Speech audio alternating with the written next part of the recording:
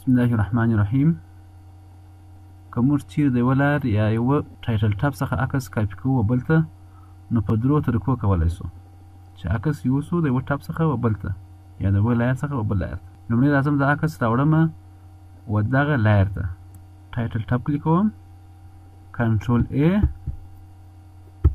یا سلیکټ منیو ته راځم، آل وم شرکټ کې د کنټرول A، بیا راځم ایډیټ منیو، کاپي کوم یې، شرکټ کې د کنټرول C. په کنټرول C باندې موږ کولی شو کاپي یې کړو. دې کلیک کوم، راځم دغه اولنی ټایټل ټاپ ته دا کلیک کوم.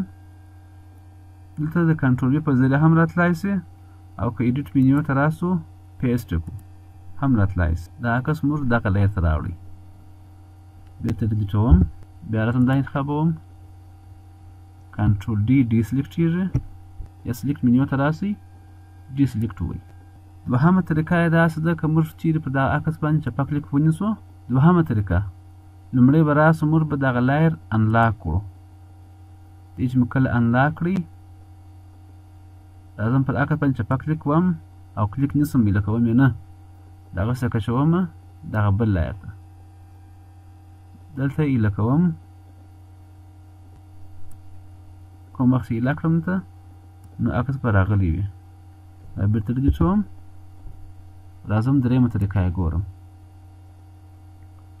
ریکټینګلر مارکې ټول انتخابوم، او پر دغه عکس باندې درېږم، راسته کلیک کوم، ډوپلیکیټ لایر انتخابوم، دلته نوم ورکوم دغه لایر ته SECOND سیکنډ 1. دلته موږ هغه لایر انتخابوو چې موږ د عکس غواړو هغه لایر ته یوسو. دلته موږ چیرې ډېر ټایټل ټیبونه خلاص کړي وي، 15-16 ثانیې وي، نو بیا هلته موږ خلاصوو، ورته وایو چې دغه ټایټل ټاپ ته یا دغه لایر ته یې زه وړم. نو اوس ځکه چې موږ دوه دانې لرو نور نه لرو، نو زه ورته وایم چې آرت ډیزاین ته یې زه وړم، هغه لایر ته یې وړم. دا سلیکټوم، اوکې کوم یې. کوم وخت دلته راسم نو عکس به راغلی وي، او هغه نوم چې موږ راته ورکړي سیکنډ 1. دا و د لایر د انتقالولو طریقې.